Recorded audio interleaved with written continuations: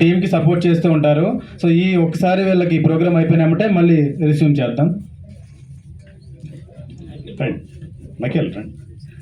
మైకేల్ని మీరు నెక్స్ట్ తను 10 సినిమాలు అని చెప్పేసి లాక్కున్నాడు కదా ఈసీ నుంచి.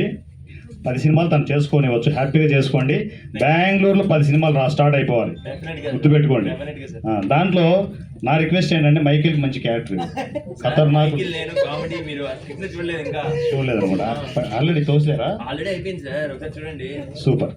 సో ఈ టీం బెంగళూరు టీం అంటే ఈసీ బెంగళూరులో కూడా స్టార్ట్ అయిపోతుంది. మీరు చూస్తుండగానే ఎక్కడ చూసినా కూడా ఈసీనే ఉంటుంది. ఓకేనా? సినిమాల మీద ఎక్కడ ఆర్టిస్టులు టెక్నీషియన్లు అక్కడికి తోలేస్తూనే ఉంటాం. బెంగళూరులో ఎక్కడ ఆర్టిస్టులు ఉంటారు కదా, ఆర్టిస్టులు టెక్నీషియన్లు ఎక్కడెక్కడ ఉంటారు, వాళ్ళందరినీ ఈ టీం దగ్గర తోలేస్తాం. అవకాశం లేదనదుగా, ప్రతి చోట అవకాశాలే. ఓకేనా? దీంట్లో 8,000 ఉంటుంది. మన ఆ పాప చిన్న పాప 1,000 లాక్కుంది. లేదు 10,000 కంటిన్యూ. అది మీకు ఆన్లైన్ 2,000 పడుతుంది. మైకేల్ మీరు ట్రైన్కి వెళ్ళే ముందే నాకు మెసేజ్ రావాలి, మీ ఫోన్పే నెంబర్. ఓకేనా? నేను ఇంటికి వెళ్ళే ముందు మీ అమౌంట్ అకౌంట్లో ఉంటుంది. ఓకే? లెక్కే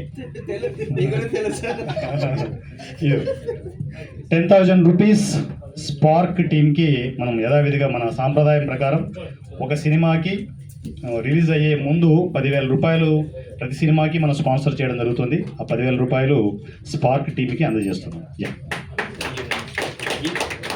ఈ మనీతో ఇంకొక సినిమా తీసుకొని వచ్చేస్తాం. గ్రేట్.